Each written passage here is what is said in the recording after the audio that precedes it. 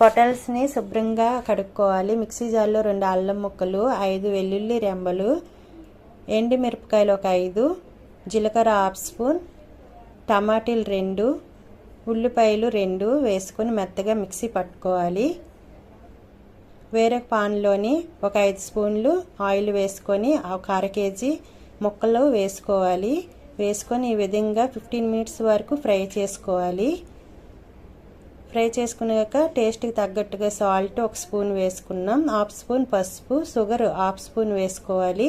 వేసుకొని అంతా కలుపుకొని ముందుగా మిక్సీ పట్టిన ఈ ఉల్లికారాన్ని కూడా వేసి మొత్తం మిక్స్ చేసుకోవాలి. ఈ విధంగా మిక్స్ చేసుకున్నాక మూత పెట్టుకొని ఒక 5 నిమిషాల తర్వాత లో ఫ్లేమ్లో దీన్ని ఈ విధంగా ఫ్రై చేస్తూ మళ్ళీ మూత పెట్టి ఇదే విధంగా ఒక 15 మినిట్స్ వరకు మూత పెట్టి ఈ విధంగా ఫ్రై చేస్తూ ఉండాలి.